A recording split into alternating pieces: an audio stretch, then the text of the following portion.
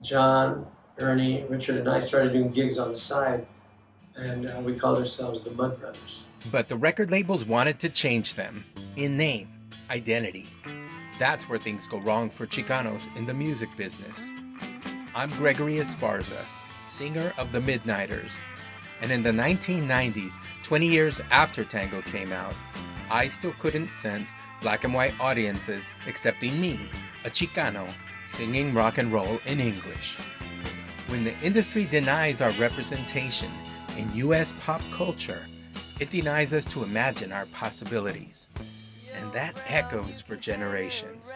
Tango made one of the greatest albums we never heard. Somebody would ask me, well, how do you feel when you're playing? And I'd say, well, time doesn't exist when I'm playing, you know. You're like in suspended animation. Because if you're really into it and you know what you're doing and everybody else is into it, you end up taking everybody on a ride and you're on the same ride, you know, you're all experiencing it at the same time. It's just that you're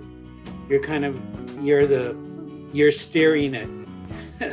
Tango was as good as the greatest bands of their day, and Mark's songwriting matched Bob Dylan, John Lennon, Creedence, Buffalo Springfield, Joni Mitchell. He wrote about life and love, longing, humanity, about being Chicano. With I'm Brown, his song was about identity and finding your place in the world. The band's politics weren't radical, but they were treated as if they didn't know what they were. American rock and roll. Having me change the name, we wanted to be the Mud Brothers. They wanted something that sounded Latino. I compromised with Tango, which was a total mistake because when the album came out, it just said the word Tango on the front. So anybody in a record store looking through the bins would see this and go, oh, this is an Argentinian tango album. They wouldn't even know it's rock and roll. I didn't know what the album cover was going to look like, so we didn't know that at the time. And so when it came out, that was disappointing. And even the back cover, you know, it's like, oh, it's okay. I would have rather had something else on top. But, you know, again, it kind of didn't matter because, hey, it's A&M, we got it out. So we tanked it out. So it's kind of like, I guess that it is what it is. And it still is. It still is Tango. This one, and then there's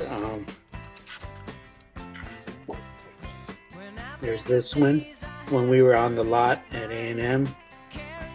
And, you know, if one of these pictures would have been on the front of the album or something like that, you know, instead of that painting that they put on the album, you know, who knows, we probably wouldn't be talking to each other.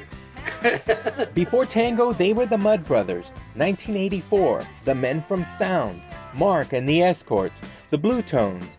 They were American rock and roll. But the industry tried to capitalize on the political moment and make them Chicanos. But remember this, to name oneself is where the power is. Mark still performs, and he has a website dedicated to all the East Side bands. Still rocking in the shadows. And it stands the test of time. And I've had many people tell me it's one of their favorite all-time records. This one guy wrote me 10 years ago saying, when I grew up in Arizona, he was in an all-white school. He was the only Chicano. And he felt really bad. And he bought that record. He said it helped get him through school. It just gave him some feelings of pride and helped him. And stuff like that. It's priceless. You know?